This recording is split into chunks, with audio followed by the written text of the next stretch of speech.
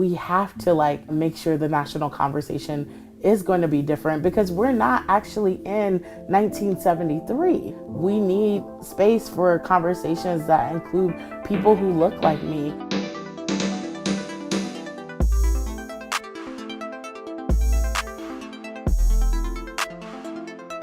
The work that I do at URGE around reproductive justice is really empowering and working with our youth. We do this thing called Abortion Positive Tour, a big cultural change event that we do on college campuses. We have our students table and talk to folks about abortion access. So these abortion bans, while they're more restrictive, obviously, they're not the only bans that we have seen in Georgia. Right now, we already have a 20-week ban. Of course, we passed a 6-week ban that will become in effect. People of color, folks who experience class disparities, they are having their abortions at clinics. We've been seeing clinic closures before these abortion bans. We've seen it with trap laws.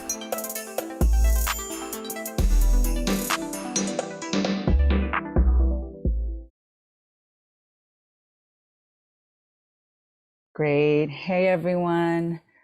Welcome, welcome. Yes, that was a great video. I think, first and foremost, my name is Alejandra.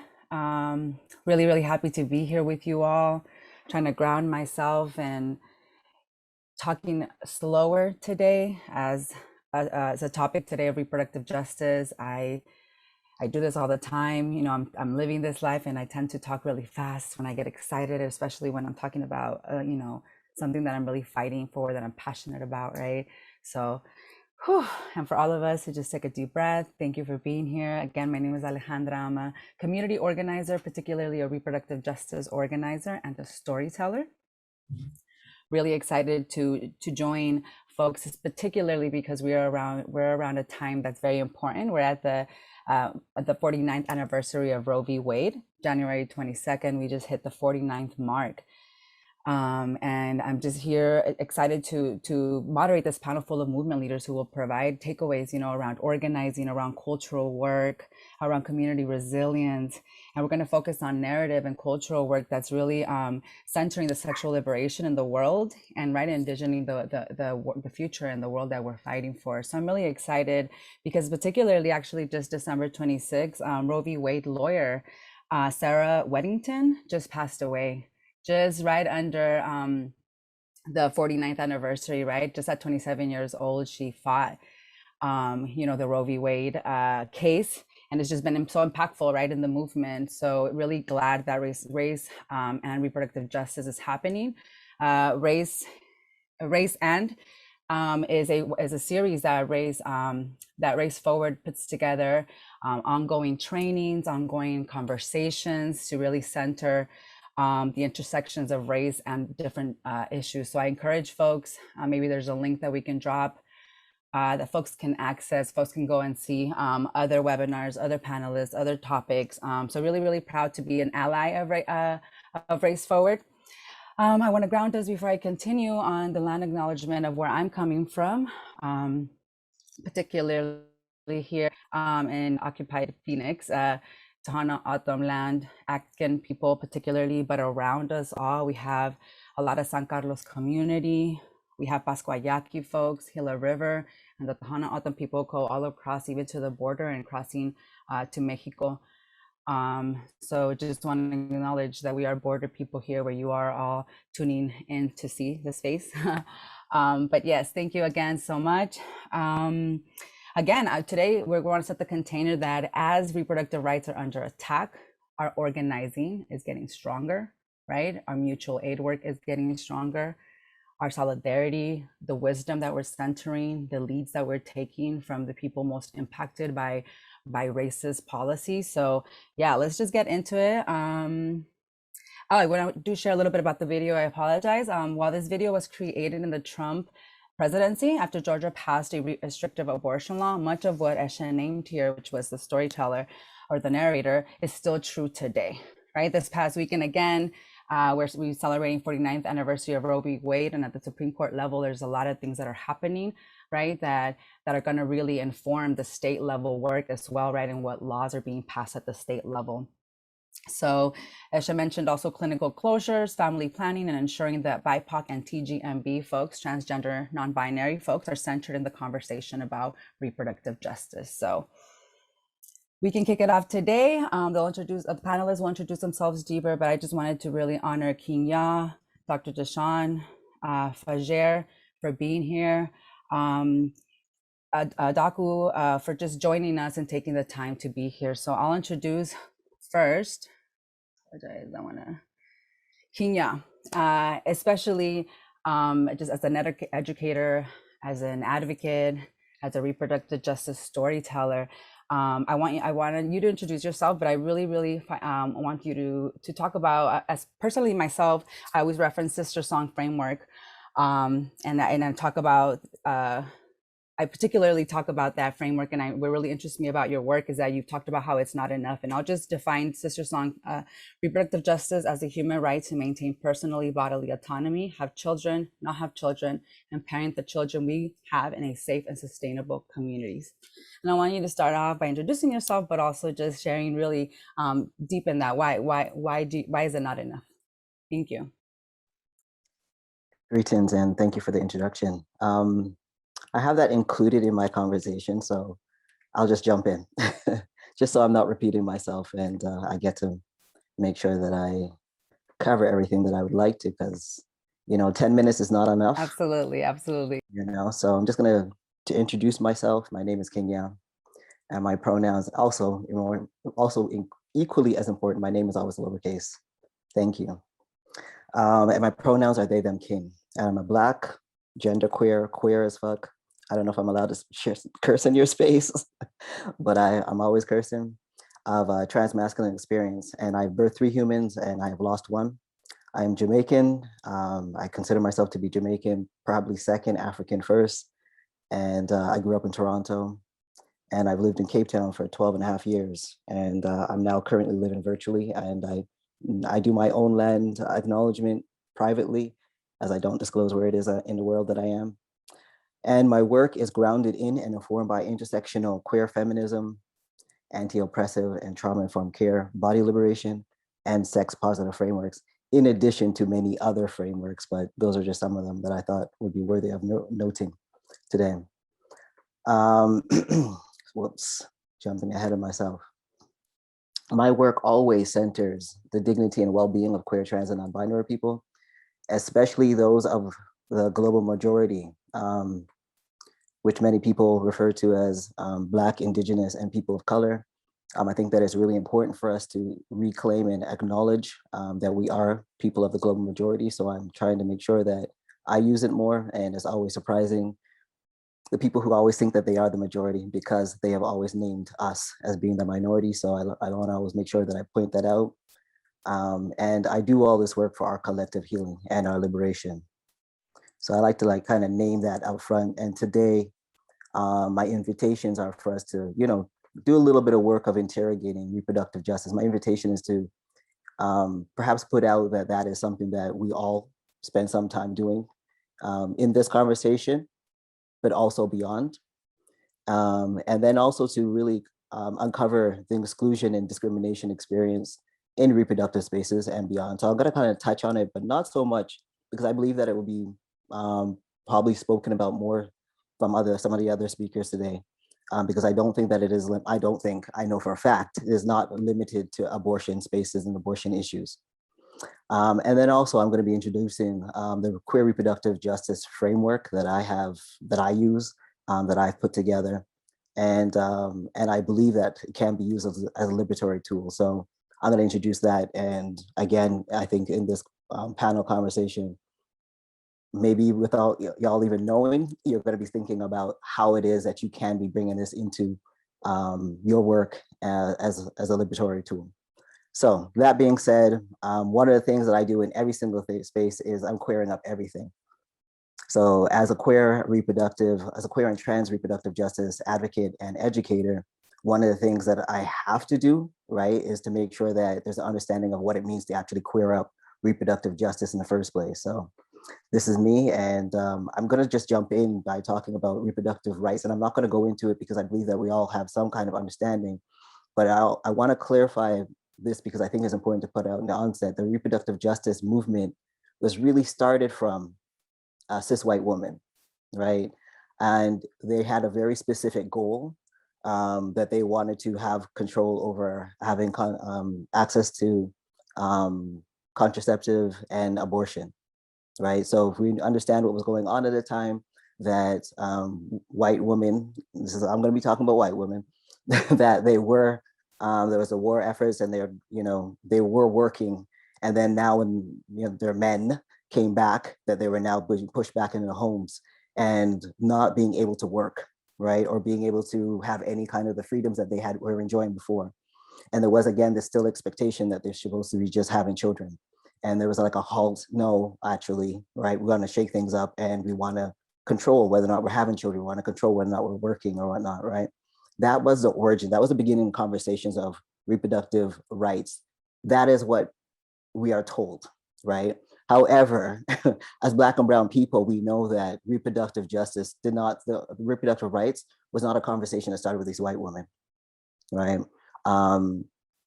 However, for this conversation, reproductive rights continue to evolve, and we have here that reproductive rights includes rights of individuals to reproductive self-determination, rights to determine the nature and size of their families, rights to access to medical care for female reproductive health. I want you all to pay particular attention to language.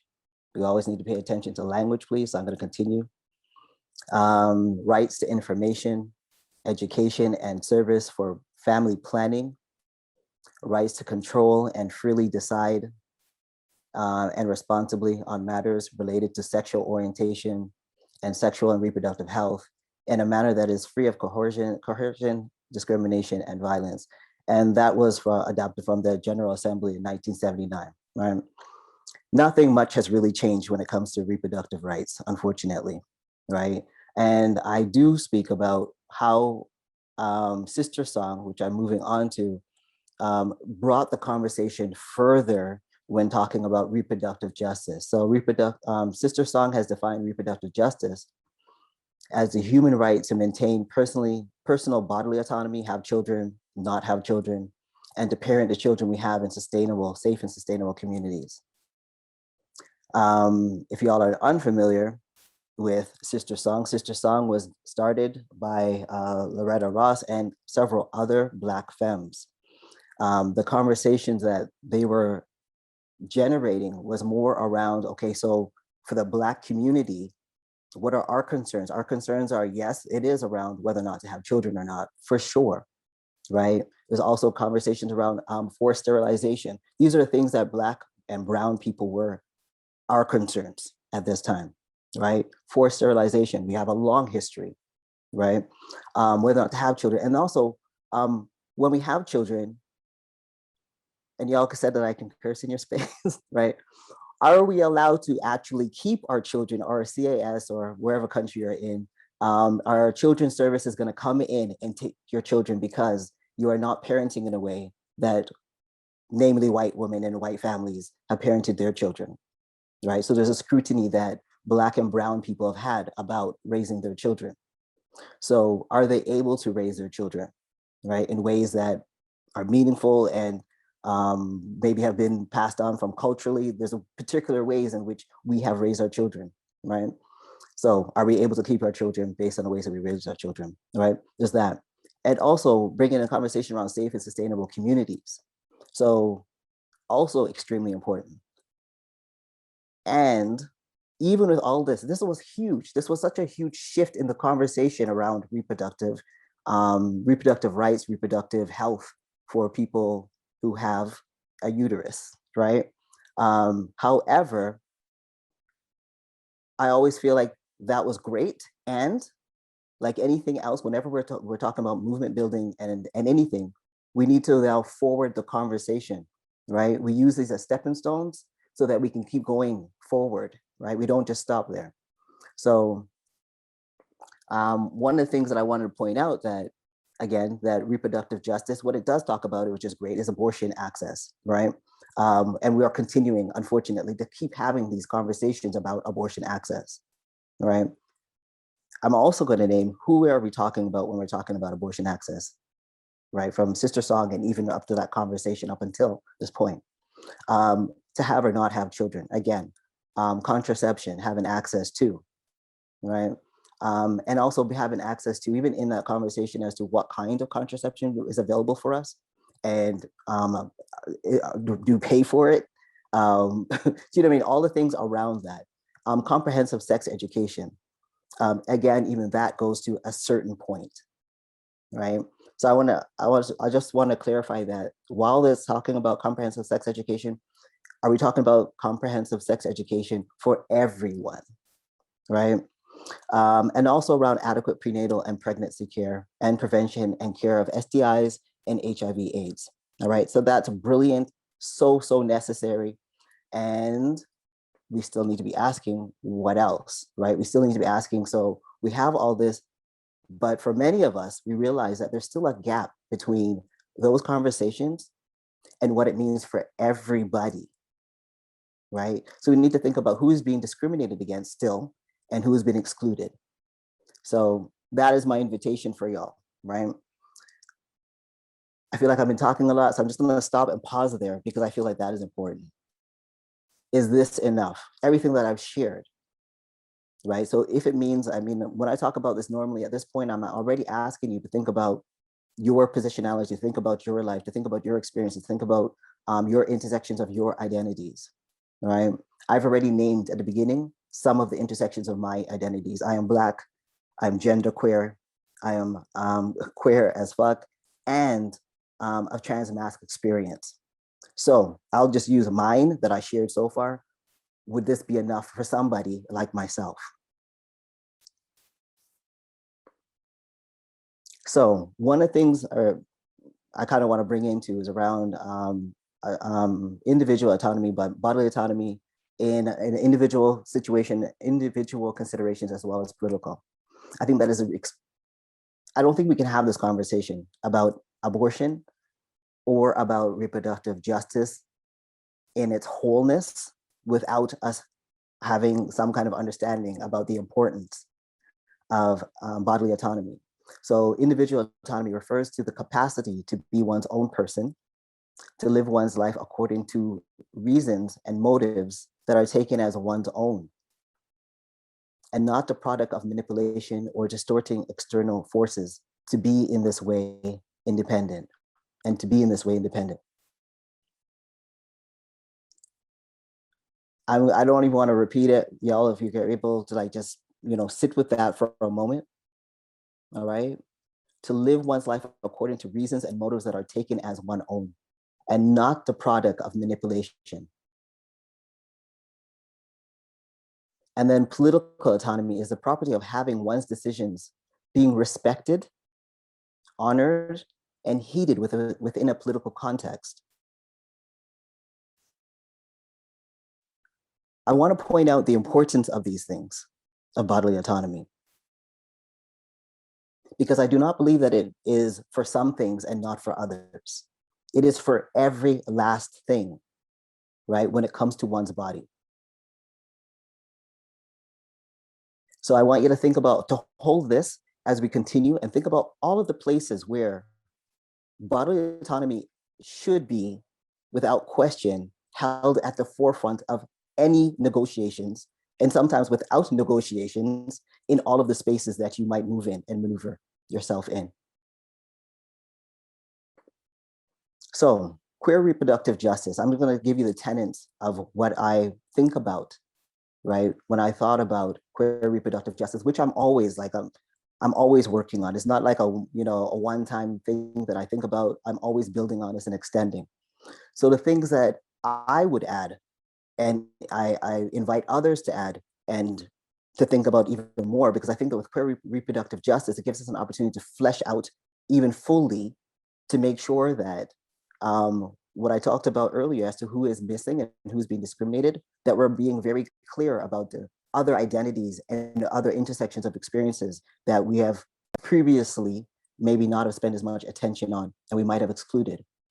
Are we thinking about disability justice? Are we thinking about sex workers' rights? Are we thinking about food justice, access to food? Are we living in places that are considered food deserts? Are we food shaming people because of the choices that they make because based on whatever it is that's available for them? Indigenous rights.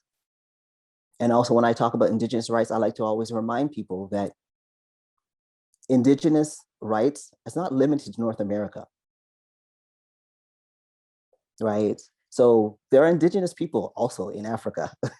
I want to remind y'all, right? So wherever there's land, who are the Indigenous people to this land? And are we respecting their rights and their needs, right? So we can't just be limiting ourselves to North America. Environmental justice, right? We can't talk about any of these things because all of these things, if you notice that they're all intertwined, right? So if we're removing people from their land and we're talking about environment and what's going on, and in the original land keepers, not owners, the tenders, and who sit there and make sure that they have a relationship with the land are being removed.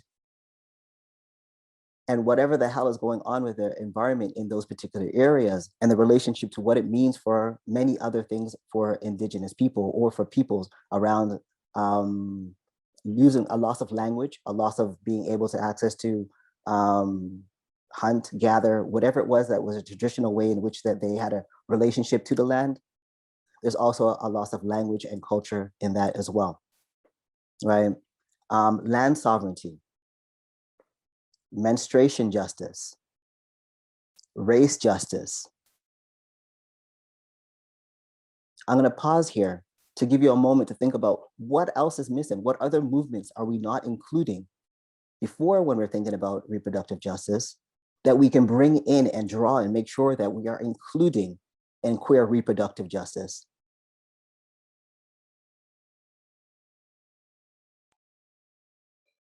King, wow, thank you so much for adding that lens.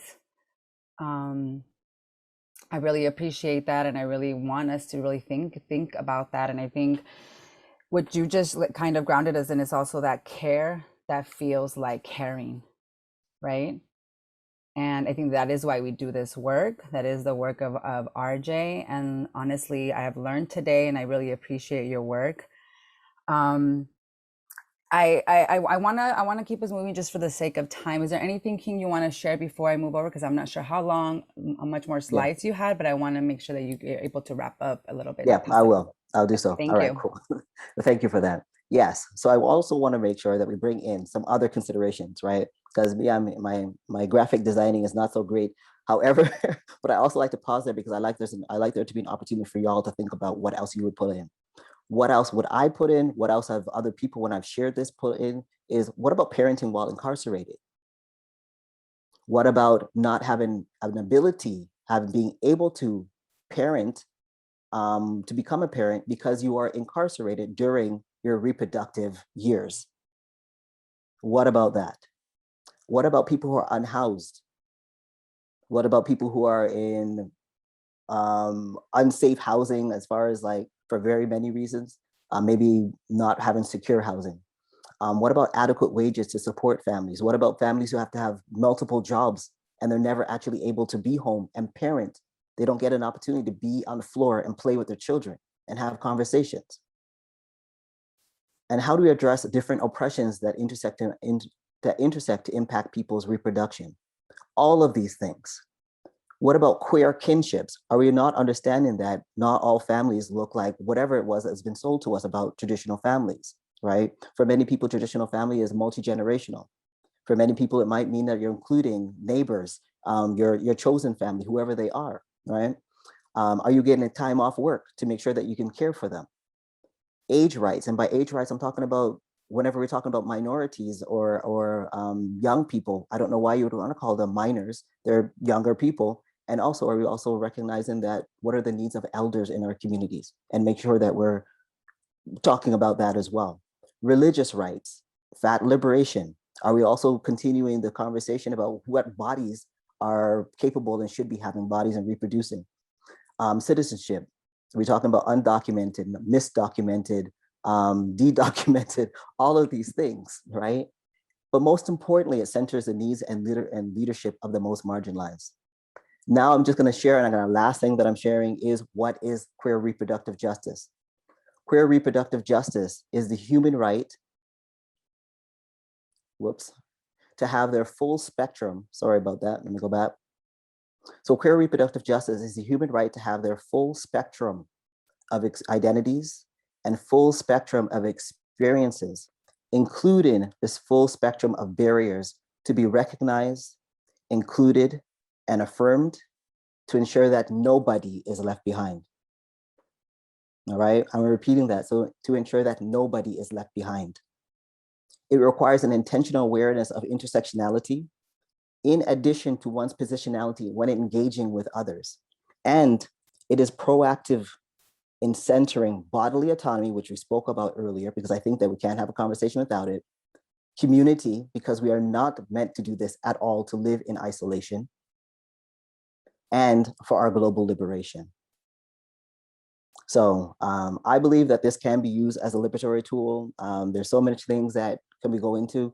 However, because of time, I'm gonna leave it here, and I hope that y'all will think about how you can use this as a liberatory tool, queer reproductive justice. Absolutely, thank you. And I'm sure that folks here can even follow up with the part 2 maybe for race and deepen in this, because I think you're right. There is just so much to go into, and just thank you for scratching the surface with us. Something really impactful that you shared, you know, or even just grounded us in the RJ framework, is just about being able to keep our children, right? When all of these, you know, legalized poverty, right? Legalized, again, displacing of people, all of those things are just this, the culture of family separation. And I think we do this work because of that, right? That essence of being able to keep our children, remain where we choose, stay with our children. So thank you so much. All right, so repro rights, I mean, one term that I really appreciated too was the political autonomy, right? I think that's why I think that's what we mean when we're talking about even repro rights, is there could be a law that's there, and if we're not protecting it, right, or it's being challenged, some folks will not be able to access that, right? We still have to do that work. So I think political autonomy, again, making choices over yourself without interference of any political institutions, any parties, or any corporations, right, is super important. And just going beyond definitions is also part of my work as a storyteller, especially fighting a deportation case publicly, being labeled through policy disposable over and over again, right? I'm being deported for a DUI, a possession of paraphernalia, these like misdemeanors, these laws. But again, we've distorted a lot of policies, right? And our rights are just being really shunned at every level. So I just really appreciate again, like grounding us in the reproductive justice framework, adding that queer lens. And now we'll again talk a little bit and transition into policy. I think right now I just want to ground us in the national context of things that are happening, right? Abortion bans are being constructed all across the nation. So shout outs to all folks that have been supporting people who have abortions. What's happening right now at the Supreme Court, even with Texas right now, right? That is definitely outside of the norm, really, even when abortion attacks are happening, right? We're talking about legislation that's like allowing citizens to sue other people, right? It's getting real extremist, right? The anti-abortion world. So I just really wanted to ground us in that. I think policy work for me is super important, especially, again, I shared that I'm fighting an immigration case, right? I'm fighting to stay with my family, right? Where I choose to remain. And I think it's really impacted me so personally. And I do a lot of like federal legislation work to kind of dismantle the deportation machine. So I think, again, the way that we can also shape policy can be really impactful for communities, so, and we use that as an educational tool sometimes as well, fighting legislation, doing educational bills like that to talk about what's happening really at the personal level. So I'm going to introduce today Fedger. Fedger is a state legislative analyst at the Center for Reproductive Rights. They've definitely worked on proactive reproductive rights legislation. So that's why I'm really excited to have them here. And they'll share a little bit more about their work, and they'll kind of just like ground us into just like the policy, the impacts of the cultural impact of abortion restrictions, like I said, looking at abortion as a healthcare issue and what it means for all people to be kind of deprived from some of these rights. and what can we do at the policy standpoint. I know it gets really tough and complicated. I even watch Boom Lawyered from Rewire, which is like the most trusted repro rights journalist, and I still kind of get confused. So Fedra, you can introduce yourself and kind of just ground us on what were we looking at? Yeah, thank you so much. And I'm having some tech issues, unfortunately, so thank you for running the slideshow. But hi, everyone. Thank you for taking the time today to listen to me, listen to all of these wonderful panelists. Again, my name is Fedra Saeed Ibrahim. Fedra rhymes with ledger, if that's helpful.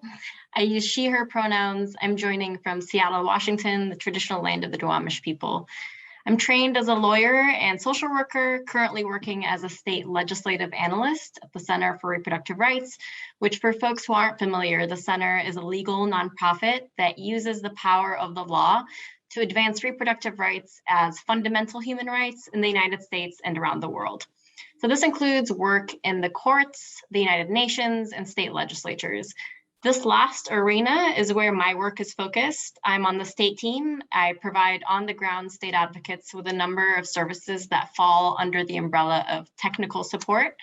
And that can include anything from bill legal analysis to drafting, to strategy to combat a restrictive bill and testimony support, anything really that falls under capacity support. And then personally, I am a proud queer immigrant. So it's good to join you today. I only have 10 minutes, so I'm going to be bombarding you with a lot of information. I'm hoping, though, that we can touch on a number of issues through this container of the most recent Supreme Court case of Dobbs v. Jackson Women's Health. This is the abortion rights case that the Supreme Court heard in December. I won't be talking about Texas necessarily in those 10 minutes, but again, hopefully any questions you have, I can take up in Q&A. Next slide, please. Excuse me. So the center and its partners filed the case in March 2018 on behalf of Jackson Women's Health Organization to block the state's ban on abortion after 15 weeks of pregnancy. This happened just hours after the state governor signed the ban into law. The ban itself violates Supreme Court precedent that was established in Roe v. Wade and then reaffirmed as recently as 2020 in June Medical Services v. Rousseau. And basically that case said a state cannot ban abortion before the point of viability.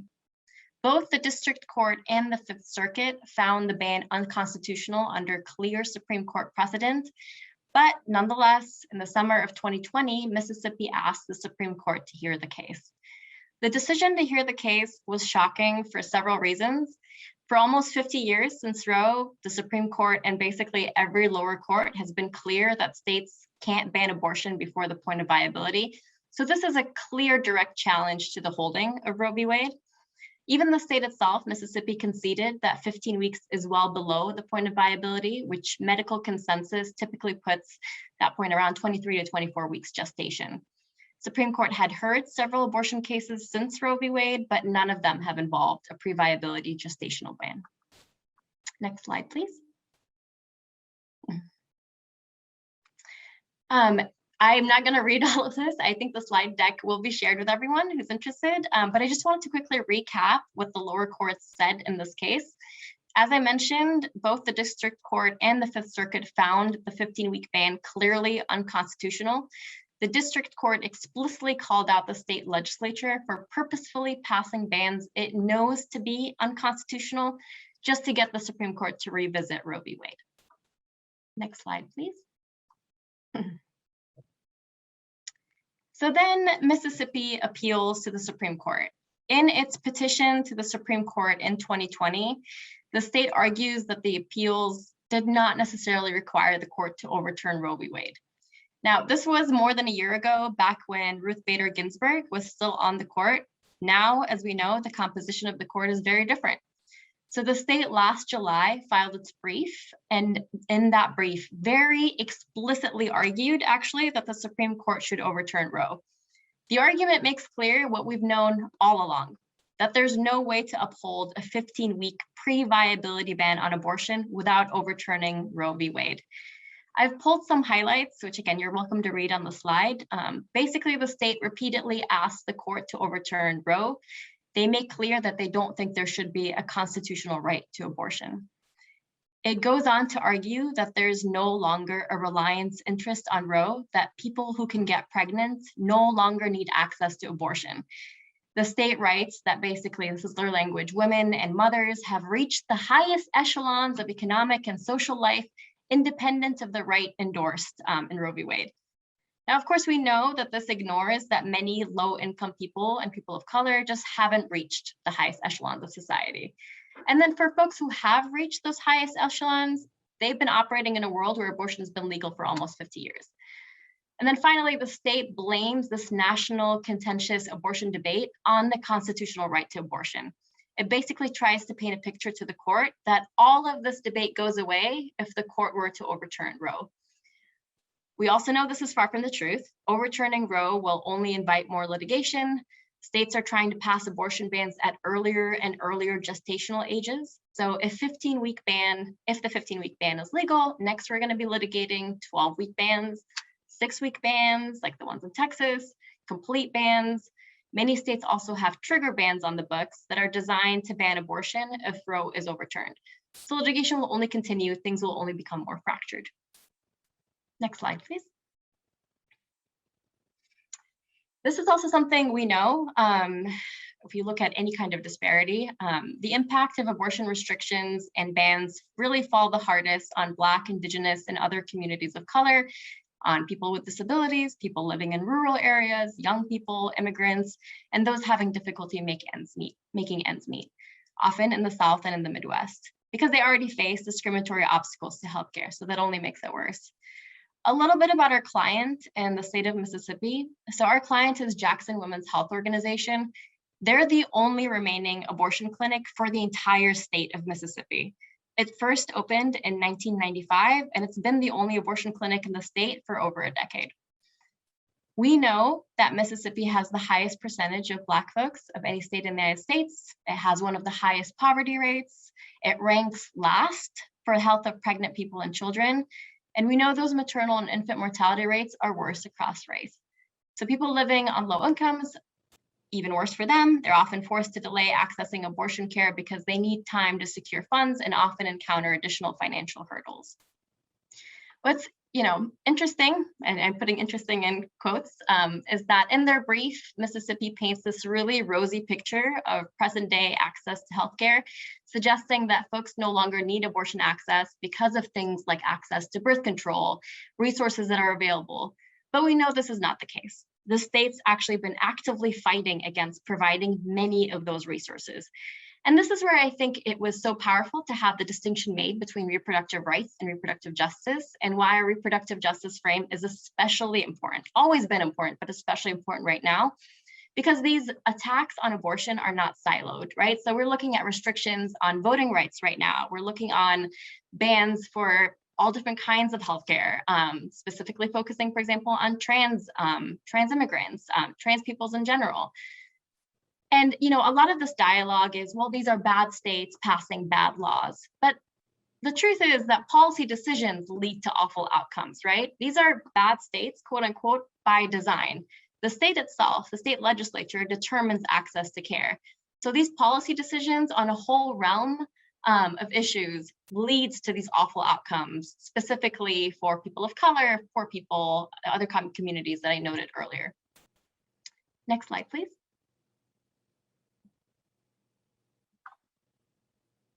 Thank you.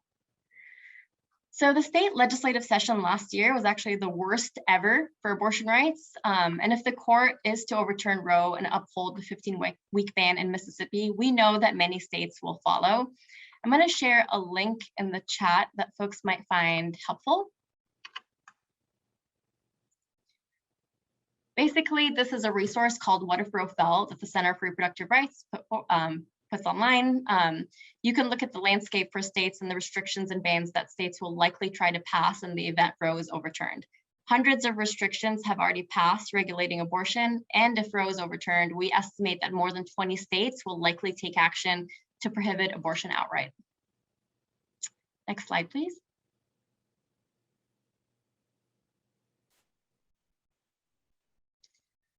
So just to recap, very casual, we're looking at what's at stake, and 50 years of precedent is it, dating back to Roe versus Wade.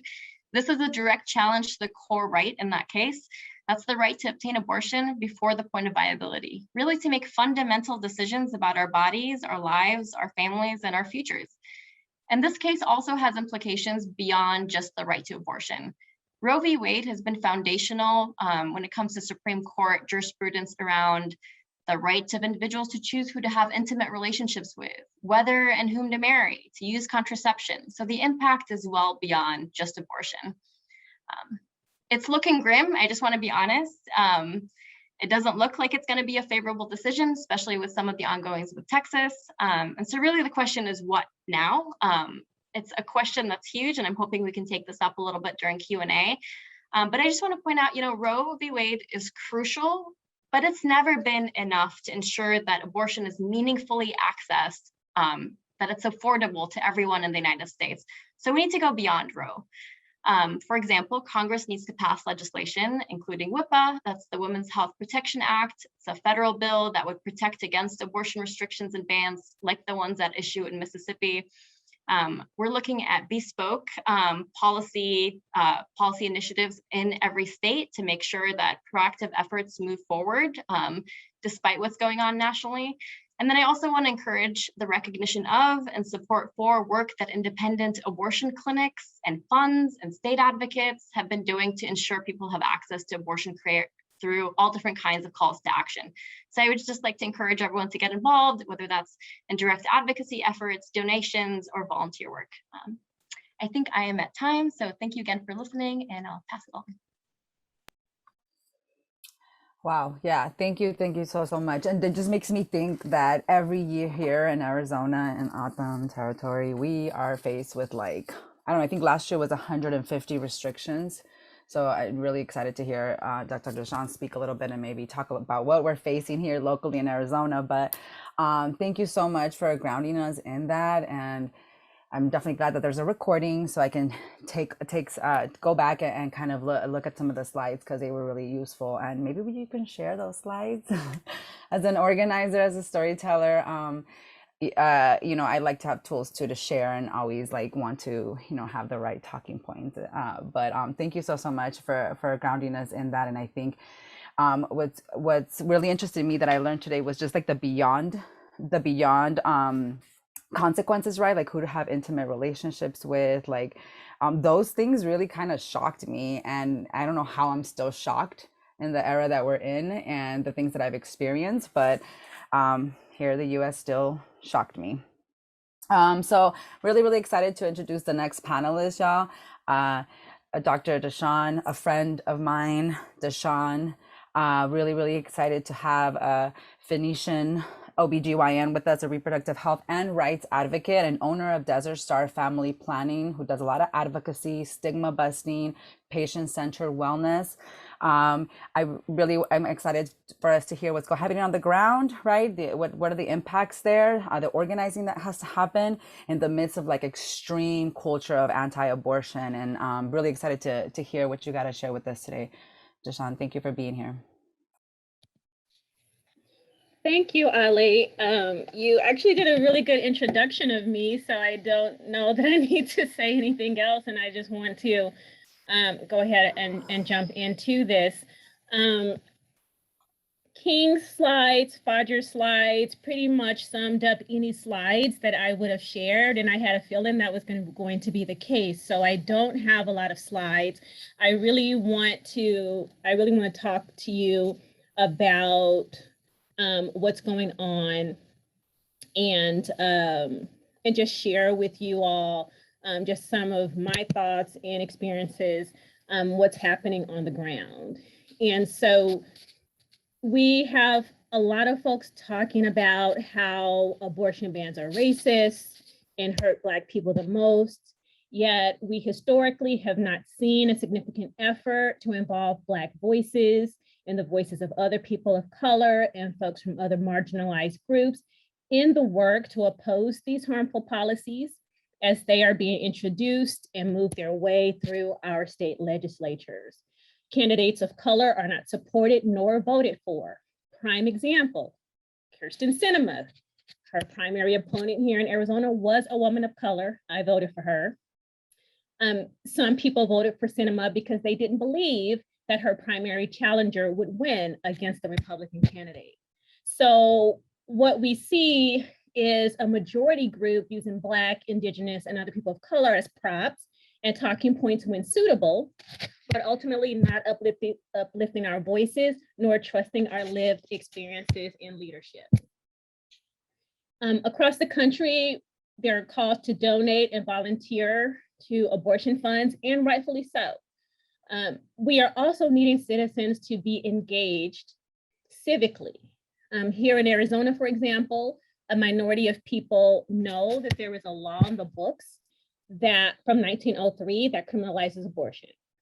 So should Roe v. Wade be overturned, like the Supreme Court is signaling to do by their words and actions, abortion will be illegal in Arizona. One of our Democratic representatives has introduced proactive legislation to repeal this outdated law during our current legislative session.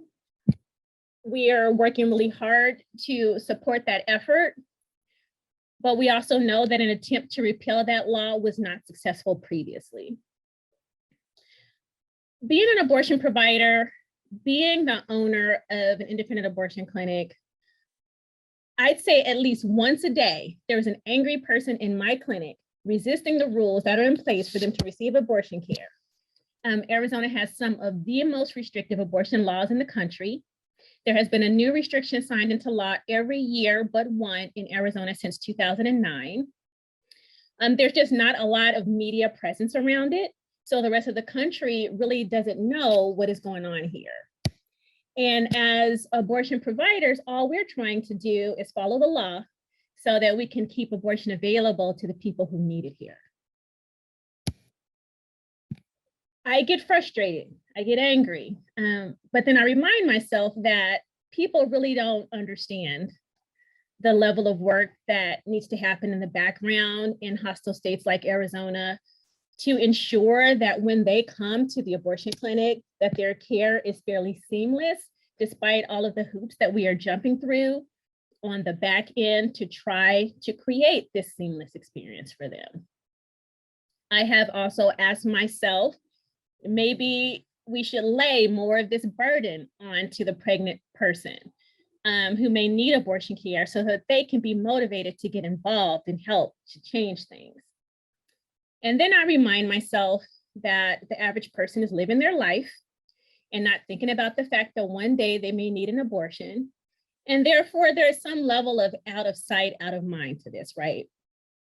So it is up to us who are advocates and advocates to take on most of this heavy lift.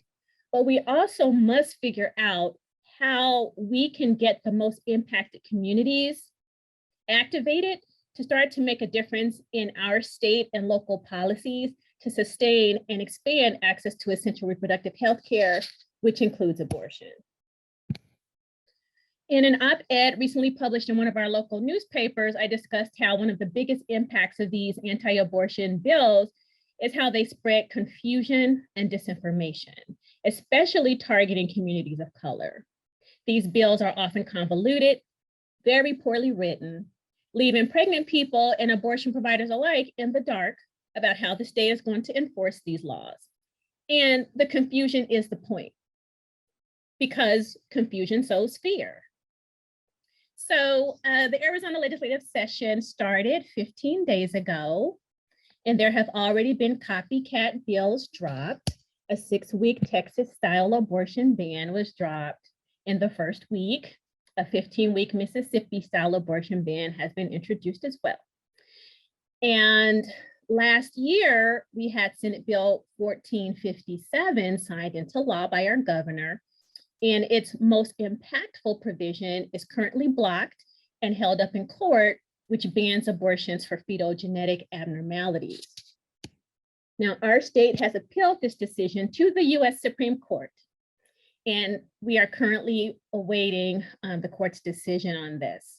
Now, this move by the state is unprecedented, but this also signals to us that anti-abortion extremists believe that they have friends on the Supreme Court. And with the most recent decisions of the court, this has been confirmed to be true. What we are seeing, y'all, is are the effects of a long game that has been played by abortion opponents since the Roe v. Wade decision. And significant ground has been ceded by the majority of Americans who believe that abortion should be legal. So the work ahead requires grassroots activation, not only to support the provision of abortion care with money and human resources through volunteering, but also by educating our people, leadership development of impacted people at the grassroots level, and mobilization of impacted people to engage civically and demand that their interests are represented by the officials who govern them. So to that end, I do want to share just a couple of slides with you to frame a bit more how we can organize in the midst of these attacks.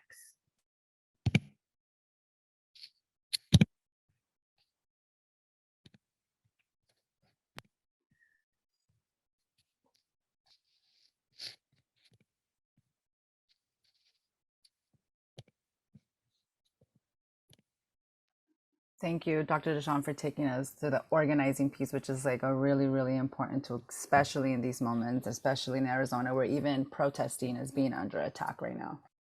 Yes, so there are three major frameworks to address reproductive oppression. We have the reproductive health framework that is addressing service delivery, and we have reproductive rights that are addressing legal issues. And then we have reproductive justice, which attends to the movement building and intersectionality, how systems of oppression intersect to create unique issues for people situated at multiple margins. And so all of these distinct frameworks are a bit different in relation to their approaches, but they are all important. Ultimately, a successful movement needs all three. We need service, we need advocacy, and we need organizing. And so as previously described, I like this visual in terms of just thinking about the tenets of reproductive justice and also addressing the bodily autonomy piece that was so eloquently discussed by King's presentation. And so what we're wanting to do is transcend the discussions about individual choice and rights, and where our traditional reproductive rights movement has centered the needs of middle-class wealthy white women. And so we are wanting to now analyze our ability to determine our own reproductive destiny linked to the conditions of our community. And these conditions are not just a matter of individual choice and access.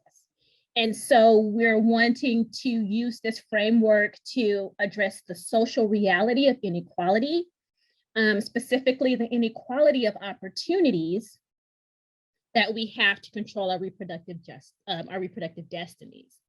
And so we are moving beyond a demand for privacy and respect for individual decisions, and we're wanting to include community supports, social supports necessary for our decisions to be optimized, right?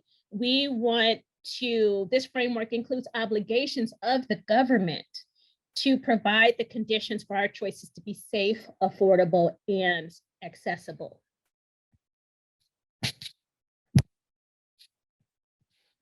And so my final comments related to this is that the work that we are doing locally and across the country involves centering the real life experiences of people needing abortion care services and using the reproductive justice analysis to focus on the ends: better lives, healthier families, and sustainable communities. And so what we want community leaders, legislators, and advocates to understand that the idea of intersectionality, right? People are needing to come together at the areas of intersection because reproductive justice, as eloquently stated previously, is not just about the right to not bear children through accessing abortion care. There's racial justice, economic justice, disability justice, all of those things that were previously discussed. All of these things have bearing on a person's decision to have an abortion.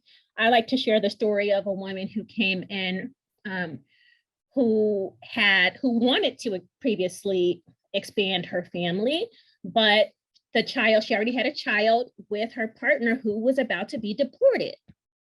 And so she made the decision to come in and have an abortion because she was going to be here in the United States alone, raising this child when initially she had a family unit. And so the people are not making decisions to have abortions in isolation.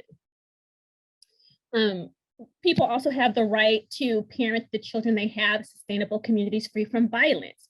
We know that from slavery to Jim Crow to mass incarceration and over-policing of Black and brown bodies, that systemic racism created and maintains the conditions of unequal access to resources to survive and thrive for Black Americans, and by extension impacts all people. And so what we're wanting to do with the reproductive justice framework is to integrate multiple issues and bring together constituencies that are multiracial, multi-generational, and multi-class in order to build a more powerful and relevant grassroots movement. And I'll go ahead and end there. Thank you for the time. Snaps, snaps, snaps. Thank you so much for sharing. And precisely from all of this information that Dr. Deshawn just shared, because we have so much racist, anti-abortion movements organizing themselves, right? March for Life is coming up. You know, they're getting organized. We are also here locally having to, you know, be louder about our joy about autonomy and decision making. At the same time, right, because of all of this hostility, it's so important to do and organize amongst community with like projects like abortion showers. So you want to shower us with a tax. We're also going to start getting together and organizing in a way that's going to also bring joy back into making, you know, decisions over your life, your reproduction. It's just as important, because if we're not having joy through this work and organizing through joy and mutual aid and healing and solidarity, right, we're doing the job for them, and we are, you know, being isolated, not supporting one another, right, not talking about our experiences, our stories. So here in Arizona, as they're getting ready to put all these ban restrictions monthly, we're going to be getting together and doing abortion showers, hearing from people who've had abortions, celebrating those decisions, being there for one another, doing political education, but bringing in the fields of celebration, right, which is again doing that work. And even locally at the city level, I'm really proud of us here trying to even get the city council to recognize a holiday to honor abortion providers, right? Because the work of Desert Family Planning and Dr. Deshawn is just so important to our movement, and why we only have, I think, about 5 clinics in Arizona where you can access abortion. So anyways, again, abortion storytelling is what really connected Dr. Deshawn and I too. So which brings me to the next panelist we are gonna bring here, which is National Network Abortion Fund Family. Nigerian Igbo queer teacher, Adaku, Utah. I will let you introduce yourself a little bit more, but I'm really excited that folks get to meet you. I'm excited that you're gonna expand on like what the vision is, right? Really ground us in that, and how art is being used to shift culture, all the strategies we're really like deepening, which ones we should be following, and the array of issues that really impact BIPOC and LGBTQAI folks. Thank you for being here. Oof, yes. Thank you so much, Ale, for just grounding us, weaving this really important conversation together. And thank each of you, all the panelists, for your commitment, the fierce work that you've been up to for so long to make sure that we have body sovereignty out here in these streets. My name's Adaku. I use all pronouns, currently on Lenape land, AKA Brown Heights. It is Brown Heights, Crown Heights, Brooklyn. And by way of Lagos, Nigeria, my people, Igbo people, we begin space with gratitude. So I want to continue in that. I want to continue by offering gratitude to the ancestors and transcestors and the lineages that you are from, whether via blood or chosen family. grandparents, doulas, birth workers, witches, healers, organizers who have been doing reproductive justice work even before it was a framework, folks who are gathering people in their gardens and their kitchens in order to make sure that birth happened or not, folks who are doing ritual to make sure that our people were not incarcerated. And we carry this memory work in our bones, in our tissues, and inside of the work that we're doing today and the frameworks that have been offered. Thank you so much, King, for how you articulated so precisely the evolution of these frameworks. They have roots, and our people have been carrying this work for many centuries. So I offer a lot of reverence and gratitude to your people. I offer gratitude to my people, Nigerian folks, queer Nigerian folks. I'm a proud queer Nigerian. Igbo Kwenu, if there's any Nigerians up in the building, repping for Niger. So I have the honor of being the organizing director at the National Network of Abortion Funds, and we are an ecosystem of care. We have about 90, over 90 actually, autonomous grassroots organizations and a little over 2,000 individual members who are making the choice to provide practical support and redistribute wealth while also organizing at the intersections of racial, economic, and reproductive justice. What does it actually look like, y'all? Imagine that you have to make a reproductive decision. Imagine if you have to have an abortion and there is money to support you. There is a home available for you while you're doing your procedure. There is someone who's gonna drive you from your house to the procedure, come with you, listen to you, process through anger, grief, rage, numbness, someone who is going to take care of your kids, watch your kids as you go through your procedure, someone who will stay connected to you beyond your procedure and still connect you with other resources that might support you, things like jobs, things like education, making sure you have bail funds to release your uncle or auntie outside of prisons. And these folks at the same time are also organizing to make sure that the systemic conditions that are making reproductive oppression so loud and palpable in our communities are gone. This is the sacred work of abortion funds, really taking the hustle out of healthcare, putting back compassion, collective community, and care into the work that we do. And I say that it is sacred work because it is. For me, this is about how do we build the depth and volume of relationships that build ecosystems of care and communities that allow for our folks to thrive. And whatever decisions that they're making with their bodies, we say, yes, we honor it, we value it, we support it heavily. So that's the work that we're up to. And I wanna say that we've been around for 27 years and we have not always been at this place where organizing, movement building actually specifically has been a part of our strategy. So the first 24 years of our work, actually a lot of our network really focused on redistributing wealth, raising funds, doing this direct service, which y'all know is important. We need those coins. We need that direct support. And we need that short-term fueling back into our community so that they're able to access the kind of care that they deserve.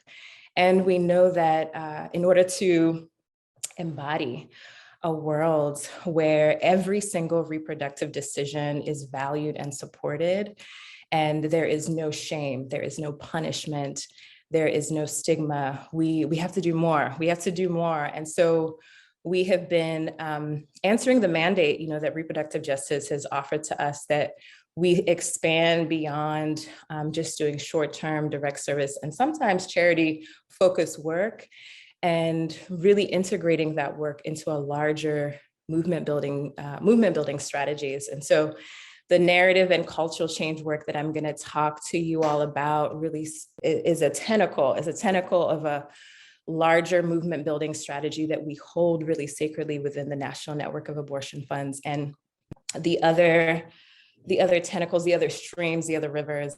I'm a writer and poet as well, and so I will be using metaphors.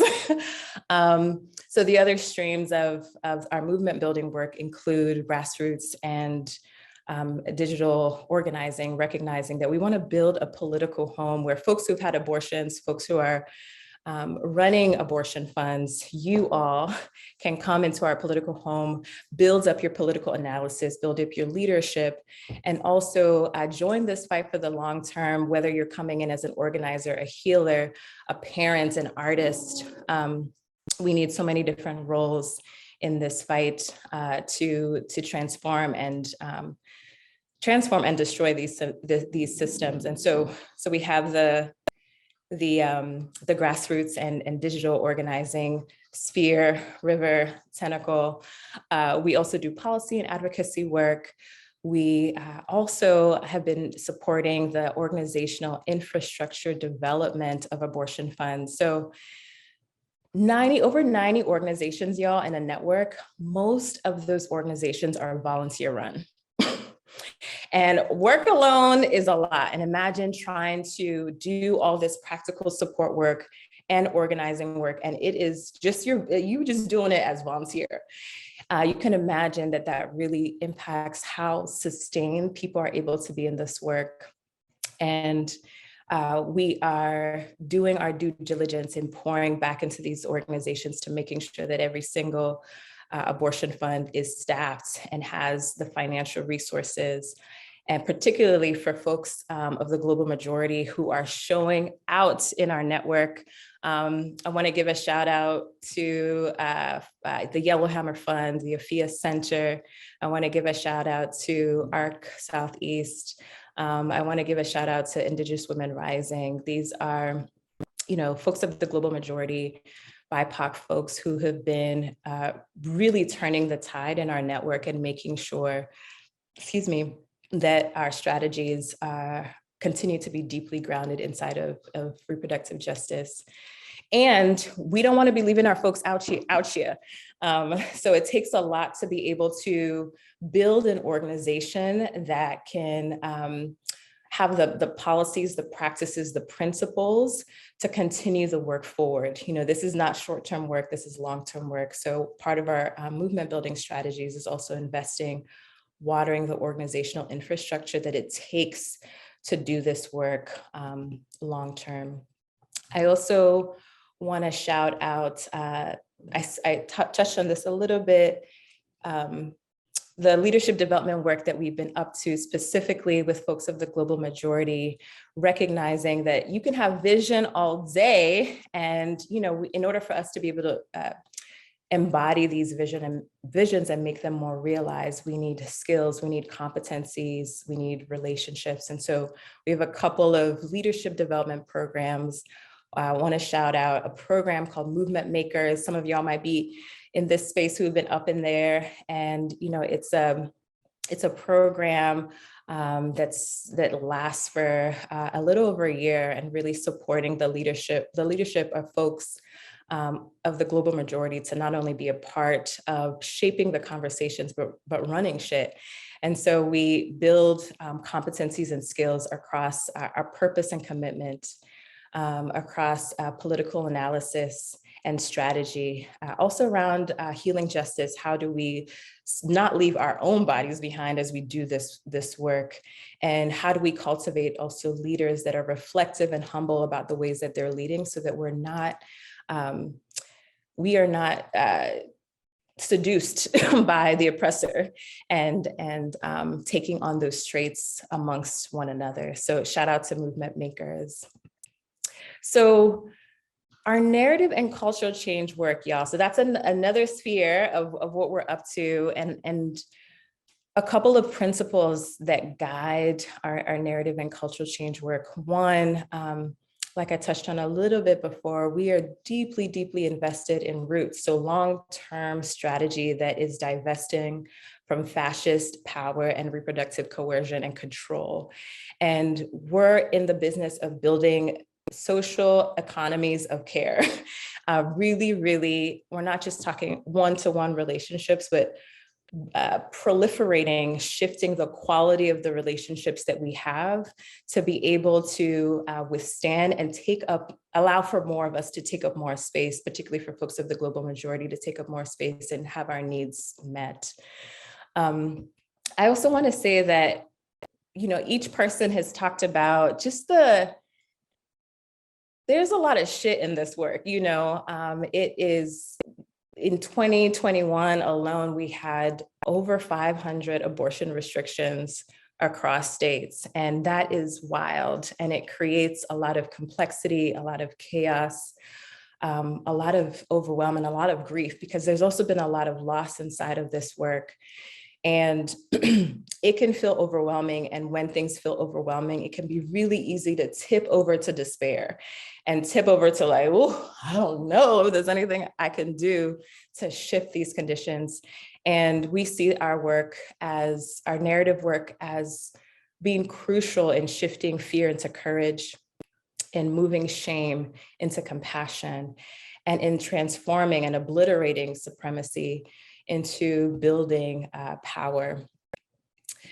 The other principle that guides our work inside of narrative and cultural change, and a couple of folks have mentioned this already, is expanding the conversation beyond legality, recognizing that yes, it is important to engage the legal landscape and make sure that our folks have the rights.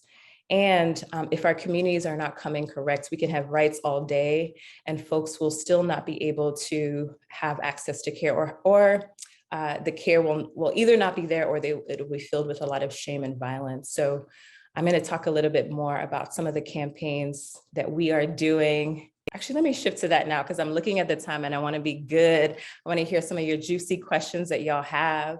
So I want to highlight too, and I've been singing this song of building the depth and volume of relationships that do right by community, both the legacy of community, our ancestors and transcestors are people that are living here now, and also future generations, and also honors land sovereignty. And so we have developed a culture change campaign called Heart to Heart, which is just that. It is engaging more people in our communities about abortion, so that we can not only demystify, remove the myths that exist around abortion, but also engage people in conversations about what does it look like when you're trying to access care? What kinds of things do you need?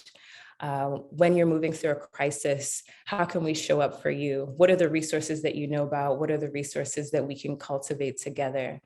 It's also an opportunity for people to have really vulnerable conversations if they choose to about, what are some of their hopes, dreams, visions for the kinds of communities that they want to be building right now. And I'm going to drop into the chat.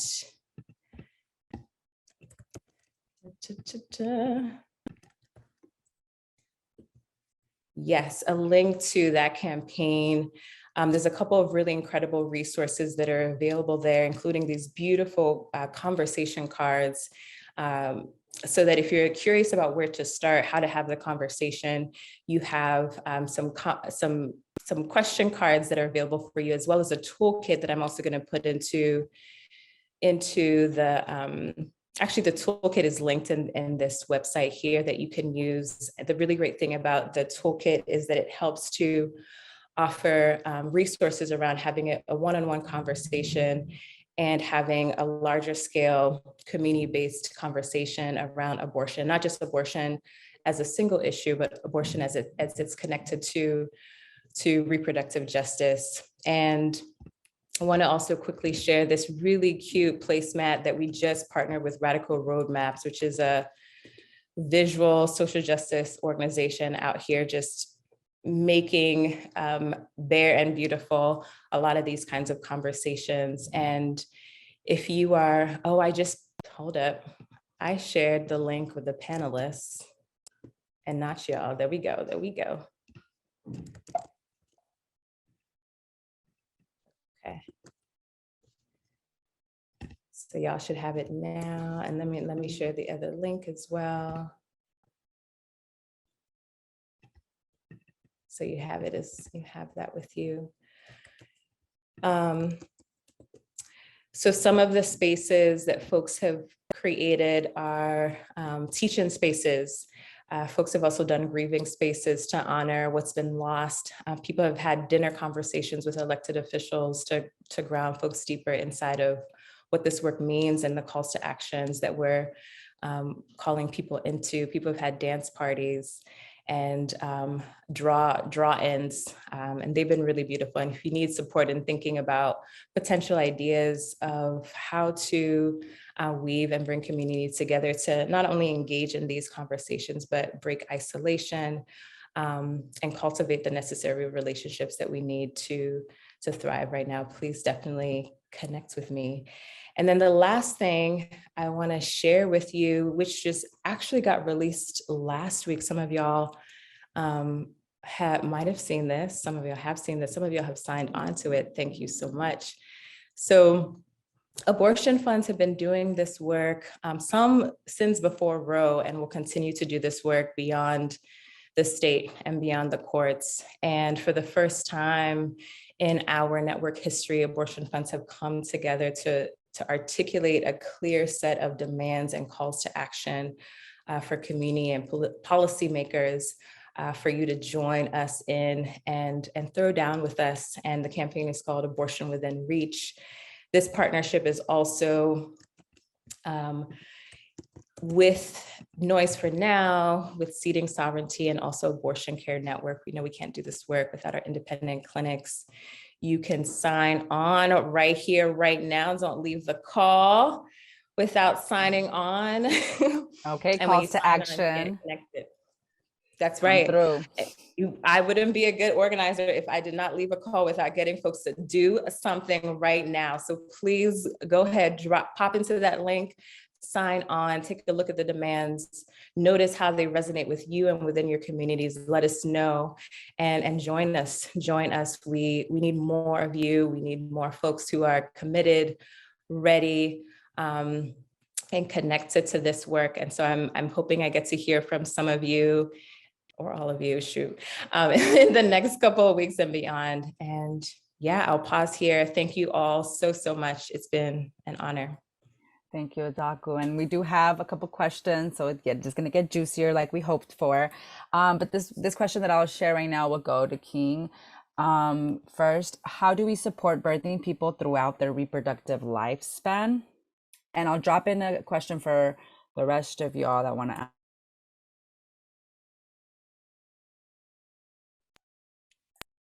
Missed the tail end of your question. Did my bad. Yeah. Okay. Yeah. For you, King, how do we support birthing people throughout their reproductive lifespan? And I dropped in a question for the rest of y'all folks that want to answer that and whatever we have time for.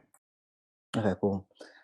Thanks for the question. I think it's important for us to recognize that when you're talking about birthing people, we're talking about people who with a uterus, and their whole entire lifespan includes needs around comprehensive sex education, which means something beyond cishet sex, whatever that might mean, right?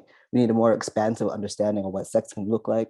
And I would also add not just sex, but pleasure, whatever pleasure might look like, right? We need to expand our understanding of what that can be and what it can look like, and not have these very limited and conversations that have a lot of people unclear about what it is they're doing or not being able to name what sex could possibly be and what it is, right? That is one thing. And then moving on to having access to safe gynecological care, right? With practitioners who have an understanding of that not everybody is cishet, not everyone's not having sex the same way, and also having some experience around what trauma-informed care can look like, right? Because again, not everybody has the same relationship with their body parts in the same way that cishet women, and even the assumption there that all cishet women have the same relationship with their anatomy as well, right?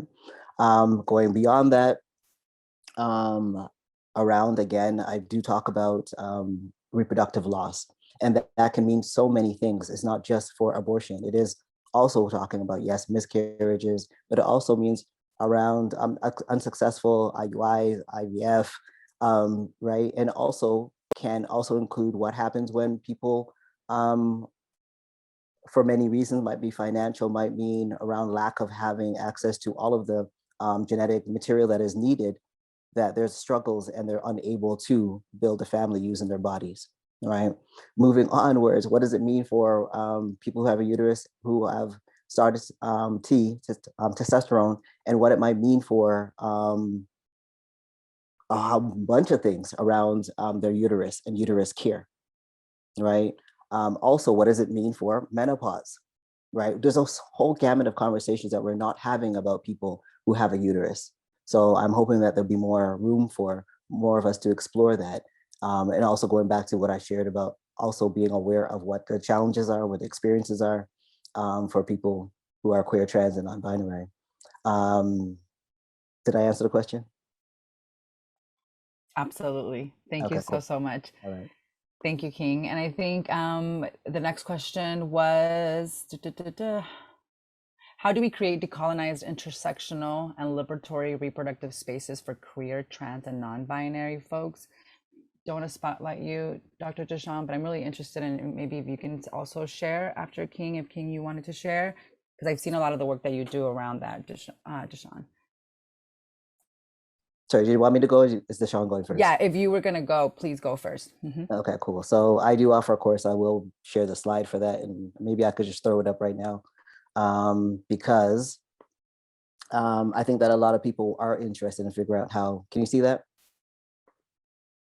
Yeah. All right. Cool. So I do have a course that is a 12-week intensive called Birth Beyond the Binary. One is already currently running, but I do have a next one that's going to be starting up for specifically a space for people who are Black, Indigenous, and people of color. So from the global majority, where I dive into it. It's not really something I can actually go into real quick, but I think that once we, again, use the framework, what we're doing is deconstructing and challenging colonial understandings of around sex, gender, and also around what needs might look like around family. I feel like my slides might be doing funny things right now.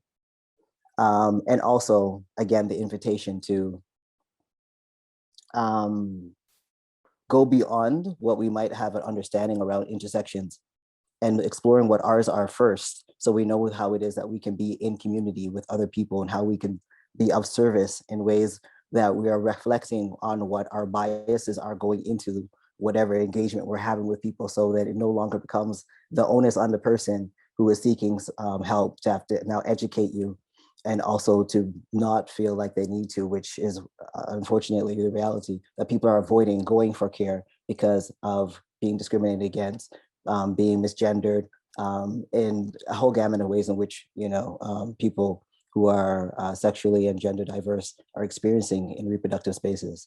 So yeah, here's some information about the courses coming up, and also ways to find me. So, and again, a lot of people think that, ask me around the question around if this course is just for birth workers. It is not. It's for anybody at all who is interested in decolonizing and, you know, reproductive spaces. And it's not just reproductive spaces, it's all spaces, right? But this is where I kind of, you know, narrow in, but it is applicable to all of us doing this work.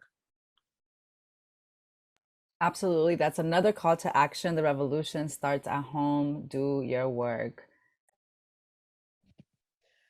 Yeah, so as an OBGYN by training, one of the things for me was I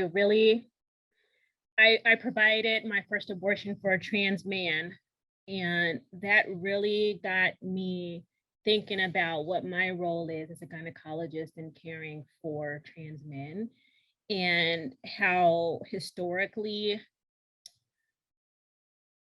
OBGYNs have participated in trauma of all sorts, beginning in slavery, right, with experimentation on slaves for our gynecological techniques that we employ today. And I think a really important part of decolonizing reproductive care for queer, trans, and non-binary folk is that we really have to let go of the white supremacist values that we have been brought up with and internalized, and start to understand that this structure was created to oppress and control. And for me, it was really about compassion, as Adaku talked about, and also understanding that what people are doing is not my business. Like, what my role is to be a conduit to people receiving what they need. And it really doesn't have anything to do with me. And so really taking yourself out of the equation and understanding that if you really are here to be a light and to move progress forward, that you have to take your own ego out of the situation. And you have to look at things from the vantage point of the person who's presented before you, trying to get what they need to get. And so more specifically as a gynecologist, and this is pervasive in birth work too. A lot of anti-queer, trans sentiment as well in the birthing process as well. So we have some partnerships with doulas as well, where we're wanting to provide curriculum to start to help birth workers start to work through some of this as well. But really creating spaces where we're honoring people's pronouns and getting rid of language like preferred, right? Call people what they want to be called, use what people want to use. But again, it's not about you, take yourself out of it. The work really starts with asking yourself, why do you care so much? And why can't you call people what they want to be called? Why can't you treat people the way they want to be treated? And the trauma-informed part of it is very important. Creating spaces where just create the neutral space and then let people tell you what they need and then respond.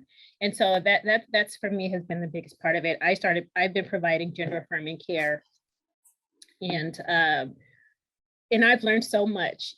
And I've just learned so much by listening to the people who need me and being able to ask them what they need and working through my own like pervasive stuff. Like, even when you know that you're progressive and liberal minded, there's still stuff like white supremacy is the air we breathe.